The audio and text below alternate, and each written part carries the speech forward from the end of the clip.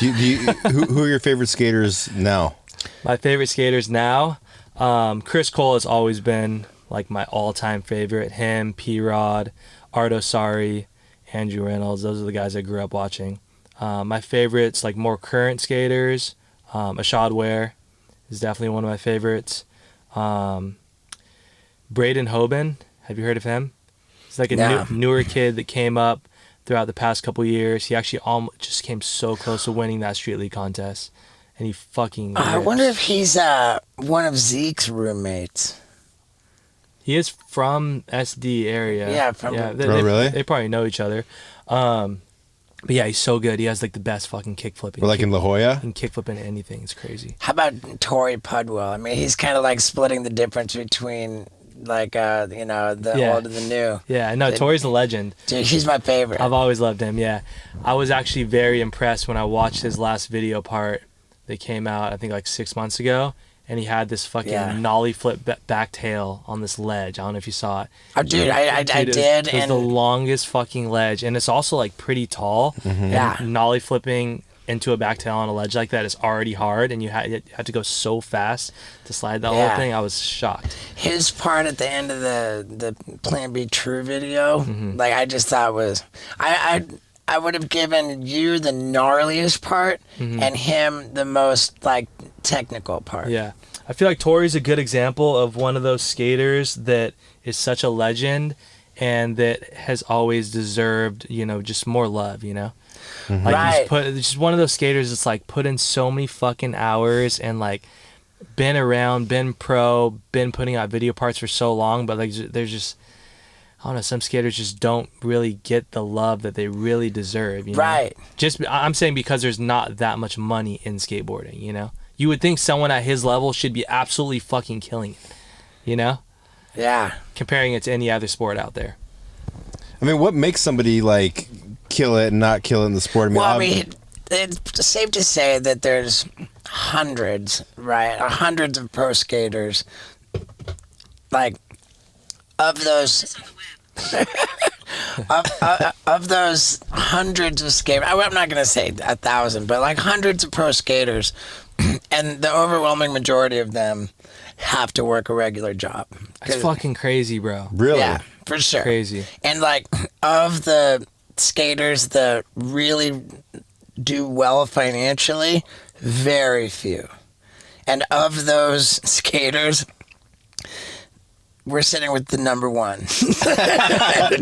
Right? Like, I mean, you were Tony Hawk, right? I mean, Yeah. Sheckler. Well, yeah, Tony Hawk's different, though, It's like, I don't really compare myself to Tony in that sort of way, because he is fucking Tony Hawk. Like, it's just... do you have a video game coming out soon that we don't know about? Yeah, maybe one day. Dude, if anyone else is going to have a video game like Tony Hawk did, it'll be Nyjah.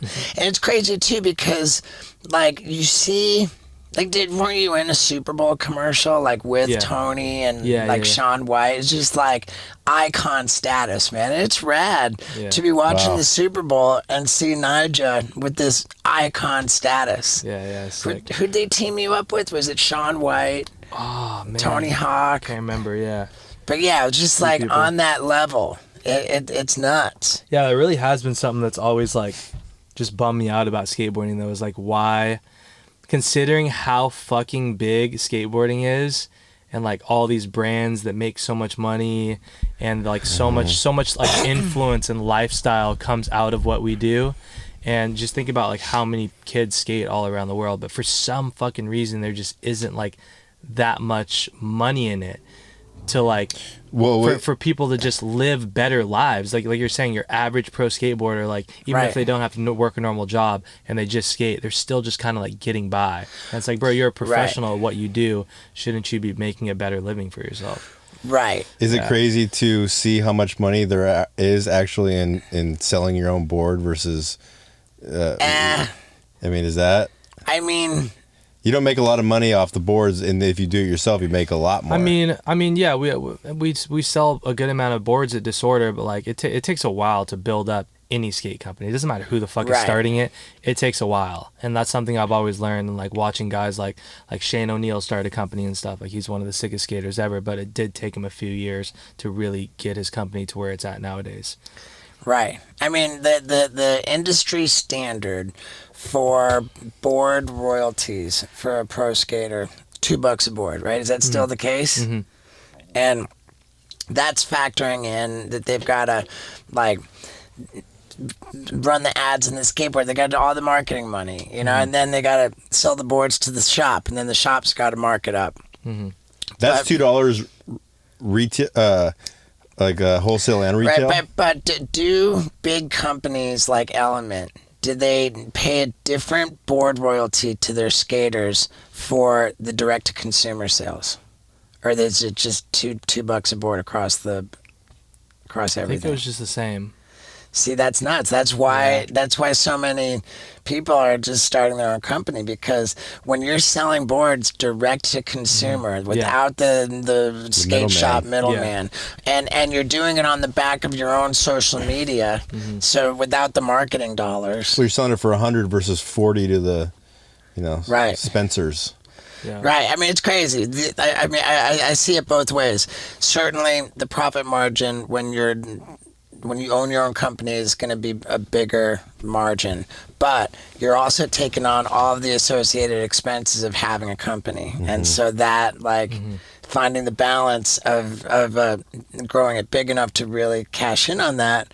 When a lot of companies, I hear about a lot of skaters running companies, and they're just shelling out their own money just to keep the thing going. Mm-hmm. Definitely. So I mean, I feel like that's something a lot of people don't realize, and something that I've learned with starting Disorder is it's not just about like selling 1,000 boards and then just like stacking up on all this money. Like there's so much more than that. So many expenses, and a lot of people just don't see it that way. It's no secret that Johnny Knoxville and I are a little older. Too old to deliver the mail, but we can still lick the stamp. And I think we look pretty good right here. This remains the only thing you've ever signed for selling. Yeah, this is the only thing I've ever signed for selling. So much pressure when Steve O's filming. Everybody, grab these Johnny O skateboards while you can. I'd suggest you hurry. Yeah, dude.